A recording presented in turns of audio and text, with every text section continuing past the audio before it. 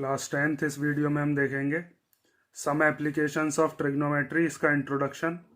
और इसके इंट्रोडक्शन में हमें जो मेन तीन चीज़ पढ़नी है वो है line of site, angle of elevation और एंगल ऑफ डिप्रेशन। ये तीन चीज़ हमको अगर समझ में आ जाती है तो फिर हम एक्सरसाइज पे बढ़ सकते हैं। तो सबसे पहले आप सीखोगे कि लाइन ऑफ साइट क्या होती है।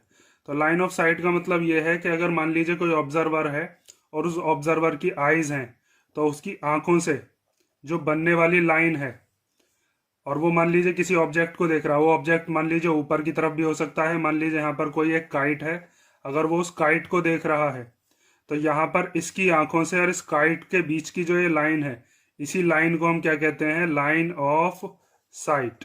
ठीक है, कोई भी ऑब्जर्वर होगा, उस ऑब्जर्वर की आंखों से और ऑब्जेक्ट के बीच की जो लाइन होगी उसी को हम क्या कहेंगे? Line of site. अब जरूरी नहीं है वो ऑब्जेक्ट ऊपर हो सकता है वो ऑब्जेक्ट नीचे हो। तो अगर मान लीजिए वो ऑब्जर्वर की आंखें यहाँ पर हैं और वो यहाँ से किसी नीचे की तरफ रखी हुई चीज को देख रहा है। मान लीजिए नीचे की तरफ यहाँ पर कोई एक बॉल है, अगर वो बॉल को देख रहा है तो यहाँ पर इसकी आंखों से और बॉल के बीच में जो लाइन बनेगी उसी लाइन को हम क्या कहेंगे? Line of site. ठीक है, ये चीज आपके समझ में आ गई होगी। लाइन ऑफ साइट क्या होती है? It is the line drawn from the eyes of an observer, ठीक है, टू द ऑब्जेक्ट। अब हम इसको चाहें तो लिख भी सकते हैं।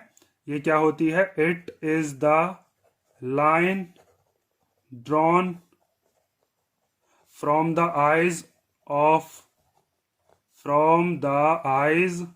Of an observer to a point in the object viewed by the observer. ठीक है, ये चीज आपको समझ में आ गई होगी। अब इसके डेफिनेशन भी मैंने यहाँ पे लिख दिया कि लाइन ऑफ साइट क्या होती है। अगर कोई अपनी आंखों से और ऑब्जेक्ट के बीच में जो लाइन बना रहा होगा वही लाइन क्या कहलाएगी? Line of sight. वो लाइन ऑफ साइट बिल्कुल सामने भी हो सकती है, ऊपर की तरफ भी हो सकती है, नीचे की तरफ भी हो सकती है। अब इस लाइन ऑफ साइट से ही हम क्या समझेंगे? एंगल ऑफ एलिवेशन और एंगल ऑफ डिप्रेशन। मान लीजिए अगर कोई यहां पर ऐसे करके खड़ा हुआ है और उसकी आंखें यहां पर हैं, ठीक है, नीचे की तरफ यहां पे वो खड़ा हुआ था और उसकी आंखें यहां पर हैं, और उसकी आंखों से वो ऊपर की तरफ जब देख रहा होगा, मान लीजिए काइट को ही देख रहा है, ठीक है, तो यहां पर ये तो हो जाएगी क्या? Line of site.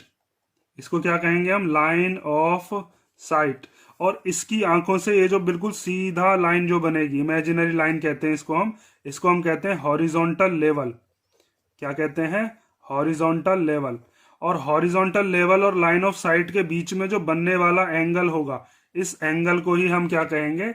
इस एंगल को कहेंगे हम एंगल ऑफ एलिवेशन। क्या कहते हैं इसको? Angle of elevation. ठीक है, और ये चीज आप हमेशा ध्यान रखोगे कि जब भी एंगल ऑफ एलिवेशन बन रहा होगा तो वो हॉरिजॉन्टल लेवल के ऊपर बनेगा। जैसे मान लीजिए ये इंसान यहाँ पे खड़ा हुआ है, तो अगर इसको ये पतंग देखनी है तो पतंग देखने के लिए इसको अपना सर ऊपर की तरफ उठाना पड़ेगा। तो जब भी सर ऊपर की तरफ उठाया जाएगा तो वहां पर क्या होगा? उसको एलिवेट करना पड़ेगा अपना सर। इसके लिए कौन सा एंगल बनेगा? Angle of elevation. Horizontal level के ऊपर बनता है। और हॉरिजॉन्टल लेवल के अगर नीचे की तरफ कोई ऑब्जेक्ट रखा हुआ होता, वहां पर देखता किसी ऑब्जेक्ट को, तो फिर वहां पर क्या बनता? Angle of depression. इसको भी अब हम ही देखेंगे। अभी पहले इसके बारे में हम लिख देते हैं यहाँ पर इसकी डेफिनेशन, कि ये जो एंगल होता है, this angle is formed by the line of site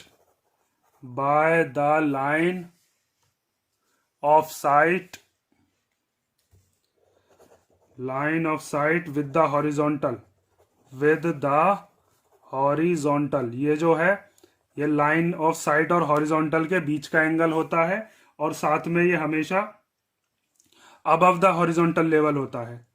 when it is above the horizontal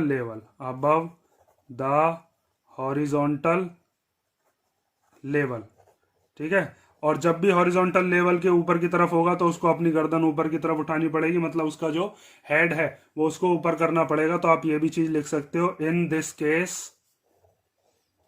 case we raise our head to look at the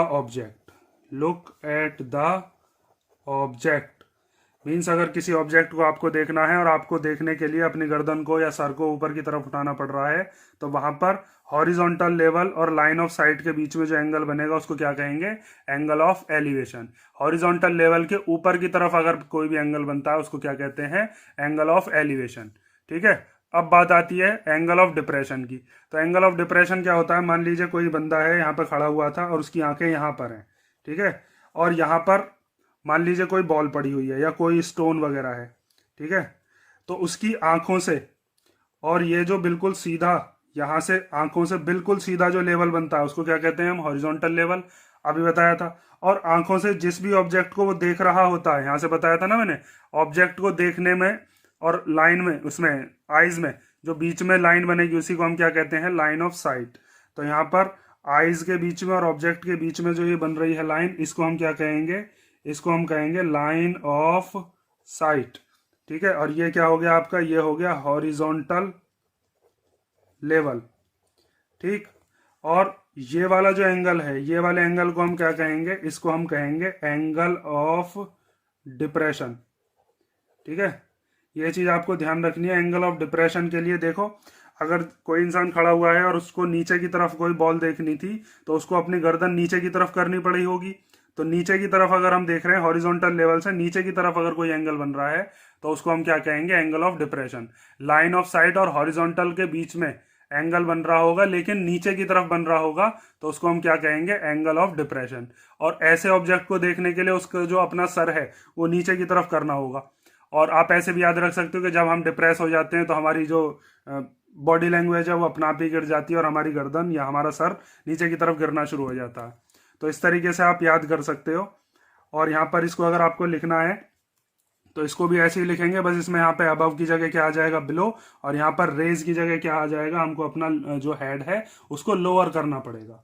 तो इसको आप लिख सकते हो कि this angle is formed by the line of site